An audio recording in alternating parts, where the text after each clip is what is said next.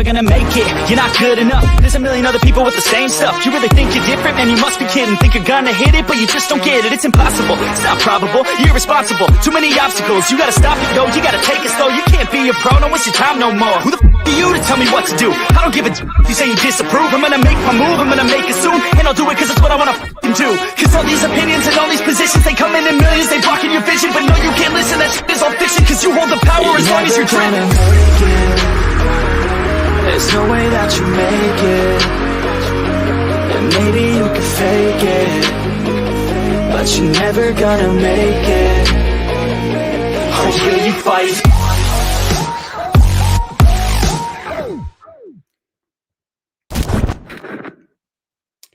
Hello and welcome to Game Day from the UK, a Miami Heat UK live pre-game streaming show.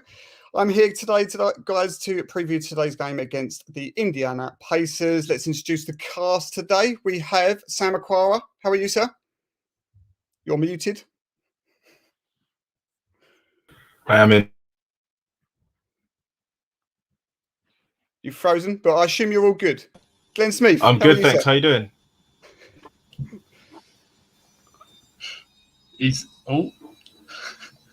Yeah, I'm all good on my end anyway, man. I'm all good.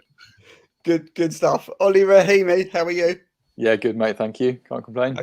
No such connection problems for Ollie. Good stuff. John Jablonka, you good? You're muted as well, mate. This is great. This is great production. Yeah, I'm doing great, thanks. Love to hear it. Good start, guys. Good start. Right, Will, before we come into the Pacers game, we have got to touch on what a start to the season, guys. We all predicted a Heat win against the Bucks. We was being bullish. We said Heat by 10, Heat by 12. I think there was even a Heat by 15 somewhere in there. Guys, Heat by 42. What a performance. What a blowout that was. Glenn, I'm going to start with you. There was quite a few standout performances. For me, nothing jumped off the page more than Tyler Herro's 27 points in 24 minutes. What did you think of Tyler's ongoing form so far this season? What a start. It couldn't have been better for him, really, could it? Start off that strong. I had a look earlier, and as we were saying on the other day, he was third in the bookies for Sixth Man of the Year. He's already jumped to number 2, which after one game is no surprise. But he's really going to be an important scorer this season for the Heat, and I'm glad to see him picking up where he's left off in the preseason. Yeah, definitely. It just looks like the confidence is just absolutely brimming from him, isn't it? It's great to see. He's got that shot. He's not worried about anything now other than scoring, is he, Sam? That's coming off the bench now. That's primary all he's got to be worrying about, and that's only going to see him develop well. Do we think then we spoke about him being maybe our top scorer this season in terms of points per game? Early doors, but this is looking almost like it could be a nailed-on certainty. Sam. Oh, I mean, that's a bit of a stretch. I don't know. Sam is having connection issues. Can you hear us, Sam? You there? You good? Possible. Same question to you then, Ollie. Let me have what are you thinking? Yeah, it's possible. I can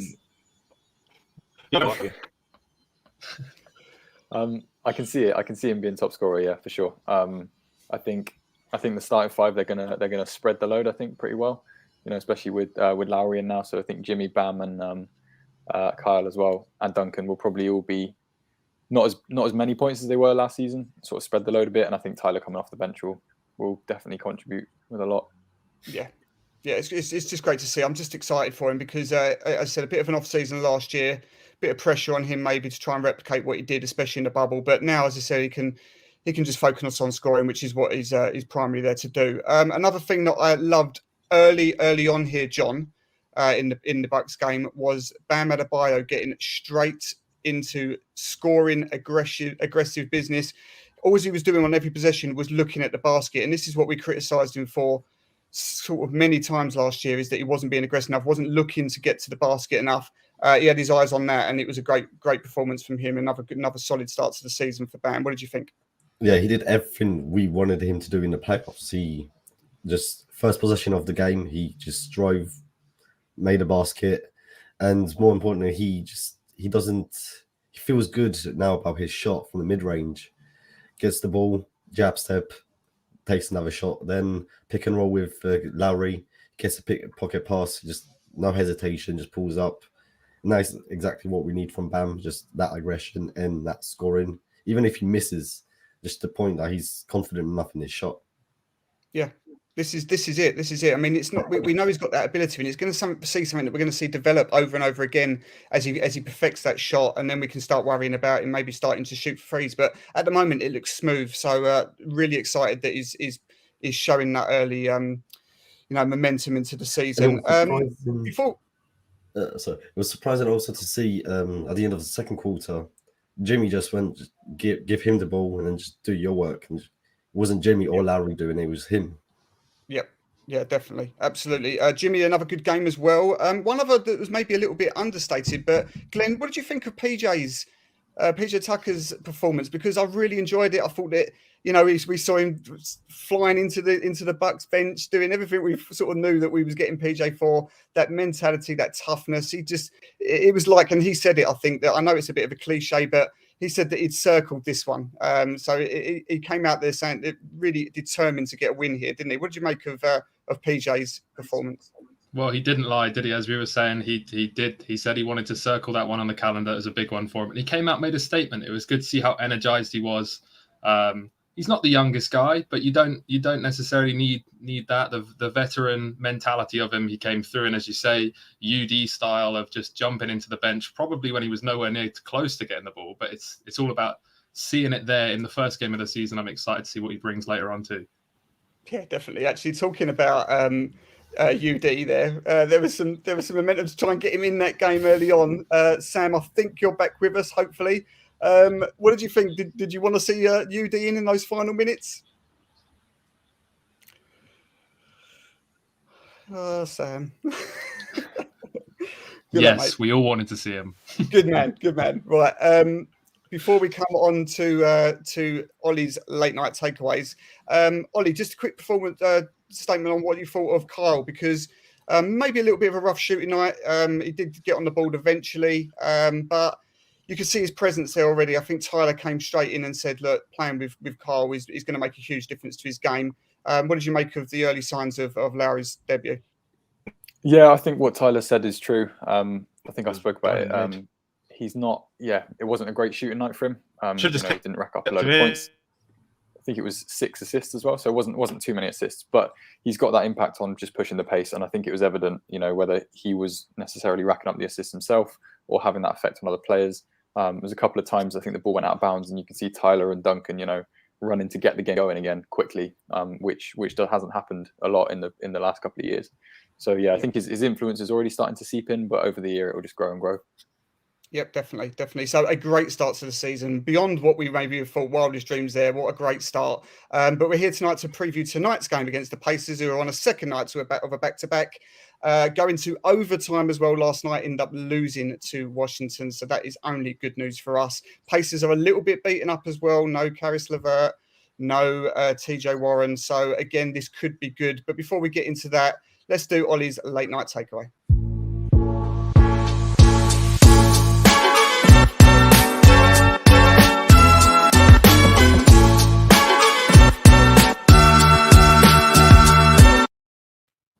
What you got for us, Ollie? So first thing was about Jimmy's defense against Milwaukee, basically. So I think a couple of people have sort of alluded to it, but now that Kyle and PJ are in the team, Jimmy is able to sort of roam a lot more on the defensive end. So you saw it on a couple of occasions when Giannis got the ball in the post.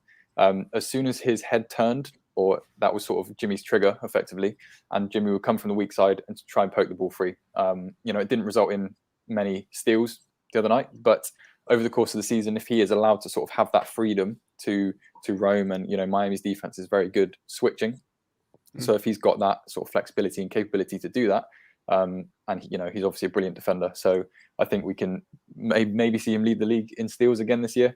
But hopefully that'll be good for the Heat going forward. Yeah, definitely. I think that was it was just great to see him. It's like he was born for this team, wasn't it? He emphasizes everything that this team represents. Heat culture solidified. I just think that, like Pat Riley was talking, wasn't he, in his press conference, saying that he was like 3 times better than what he actually thought he was going to be, and that's on early doors. So yeah, really excited to see what PJ is going to bring. Yeah, we're going to be a nasty team this year. That's good. That's a good thing to highlight. What else we got? So another thing that I think a few people have sort of highlighted since the game, there was one play in particular that they used Duncan Robinson really well as basically a decoy for Jimmy. So they set a double screen for Duncan, and obviously all the focus from the defense is on Duncan because everyone knows how much of a good shooter he is. You know, his numbers over the last sort of year, 2 years has been incredible, one of the best in the league. So obviously all the defensive attention is on him. And I think there was one point, so Jimmy's bringing the ball up the court, he's going one-on-one, and then Giannis is obviously focusing on the double screen because everyone thinks it's going to go to Duncan. Giannis's head is turned. As soon as he then realizes that no, it's Jimmy one-on-one, it's too late, and Jimmy blows by and gets an easy bucket. So I think hopefully we can see more of that in the season with the Heat because it's almost utilizing Duncan's ability to the benefit of the team, to the benefit of everyone else. So yeah. Yeah, that's a good point. John, what do you think about Duncan here? Because do you think his usage is going to go down this year with Cole being there? Obviously, we saw, as Ollie just alluded to there, like he still commands that presence. He gets double teamed a lot of the time, which opens up other players. But what do we think overall? Are we expecting him still to hit these sort of 15, 16 points a game? I think his role is probably going to be staying kind of the same. He's still got 8 open looks for the in a game. Yeah, had a rough night, didn't he? Had a rough night. Yeah, 2 for 8 now. Mm-hmm. Yeah, he'll have those nights. Everyone has those nights, but he still has that presence. And an off night for him is just 8 shots. So I still believe he will be the second focus of the offense, and he will still get his shots up because that's what great shooters do. Absolutely. Right, Ollie, final point. Yeah, it kind of leads perfectly on because the third point is actually for tonight. Hopefully, try and get Duncan going a little bit more. As you guys said, he didn't shoot the ball very well against Milwaukee, but he's much more of a known threat around the league as well compared to what he was when he first came in, and no one knew about him. He could get these open looks, but now he's having to work a lot harder to get open. And as you said, double teams are coming for him. So his all-around game, I think, is going to need to develop a lot. His ball handling, his passing out the shot and stuff. But hopefully, with the main scoring impetus being on Jimmy and Bam and maybe Kyle and then obviously Tyler off the bench, hopefully that draws some of the defensive attention away from Duncan, and we can start to see him, racking up these shot attempts. And when he gets the attempts, he's going to make a lot of them. So just getting the volume going for Duncan, I think, will be important. Yeah, absolutely. Just keep letting it fly. Keep letting it fly. Great stuff as always, Ollie. Right, let's come on to this Pacers game then. Glenn, what do you think of Indiana? I mean, they're on paper, they're a decent team. I always just think they're just, in my opinion, they come across, they're just irrelevant almost because they're not a bad team, but they're not a good team particularly either. They're always, when I'm doing my predictions of the Eastern Conference, I'm always getting to 14 and I'm thinking, who have I missed out here? And it's always Indiana. Now, they had a good season last year, but fell apart again. They've got some great players here. What do you make of them? I mean, what as I said, Karis LeVert, good player, Brogdon, TJ Warren, they've got enough pieces there, but I don't ever see them being a threat. What are your thoughts? I think they're living, regarding the Heat, I think they're living in the past of they seem to always, again, like PJ did with the Bucks game, I think they always mark the Heat on their calendar since 2012 and everything that went on with Paul George. And then after last night, I mean, their sort of big three, if you will, have been putting up some crazy numbers in the last couple of games, and to lose by 1 point each night, they're not playing terribly. I mean, you had Miles Turner go off for 40 points last night, Brogdon 28, Sabonis 28. And it's like, and when you put TJ McConnell against the Heat, that man is a snake. He will always find a way to steal the ball or score. So I don't write them off. I think they're a very interesting team, but they're still in that rebuilding stage now where it's like they need their big guys to develop a little bit more. And I think tonight should be no different against the Bucks. I think the Heat should have an easier win, even though the Bucks wasn't exactly a hard game, it turned out. But no, I agree with you. I think they need a few more pieces to start getting back into things again. Yeah, that's it. And as I say, like Sabonis is a really good player. I rate him. Yeah, I mean, we watched Miles Turner go off for 40. God knows how any team can let Miles Turner go off for 40. But John, what's your thoughts on Sabonis? Because he's a player that's sort of got the package, isn't he? He can do a bit of everything. But is he going to cause Bam problems tonight or the other way around? It will obviously be the other way around. Wasn't he the guy that took a charge that wasn't a charge when Bam almost dunked it from like the free throw line last year? I think that was him. So yeah, he will get buckets from Bam. I don't think Sabonis is that good of a defender, but offensively, he will still bring it. Hopefully, Bam will contain him. PJ Tucker will contain him. Hopefully, but he's one of the best playmaking bigs as well. He can get other girls going as well. Yeah.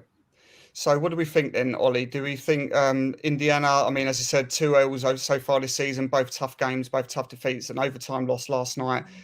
What's their sort of ceiling? Do we think are they a solid playoff team? Or are they going to be a play-in team? I think I had them to miss out altogether. I think I had them around 11th in my predictions. What are your thoughts? Yeah, I don't know. I think with Indiana, for however long now, they've just kind of been in that maybe 6 to 12 bracket. They could finish anywhere there, really. So to be honest, I don't know. I think play-in maybe once Karis LeVert comes back and they've got Brogdon and Sabonis, and if Turner has another leap this year, I think play-ins, but I really don't know. I think they're quite unpredictable. But yeah, they always seem to turn up against Miami. So I think we just need to watch our step tonight. Yeah, definitely. Glenn, final question. If they're going to have any success tonight against Miami, and don't get me wrong, this is Miami's to lose tonight, 100%. But if they're going to beat us tonight, what's the best way they're going to do that? Again, in the last 2 games, they've lost by a point, but they've out-rebounded both teams by I think 8 or 10. So they're not weak on that position. So Bam is, as we know, a little bit of a smaller center. I think he's going to have to really stay back a little bit more tonight and claim some boards, whereas he wasn't doing that in the first 2 quarters against the Bucks. Not that he needed to, but I just like to see that's going to be an area tonight where we need to make sure we're pounding the boards, keep them off of it. They got some tall guys, and that's how they would come into it. So, yeah, good stuff. I mean, there's going to be some game time decisions tonight. Dedmon and Lowry, both game time decisions. They expect Dedmon to be playing. Maybe not so sure on Kyle. And if I'm being honest, that's not the worst thing. I think I would. It wasn't a terrible role, but I would maybe sit Kyle for this game. I think that we can take care of business without him, but we will see. We'll see what happens. Only a short show tonight, so thanks for joining me, guys. But before we finish, let's just go around the table with some predictions. We had Julie a Bucks sweep last time out, and how right were we? Let's start with you, John. What do you think? Heat by 12, and this time I'm going Duncan with 20 plus points. Oh, love it. Ollie, what are you thinking?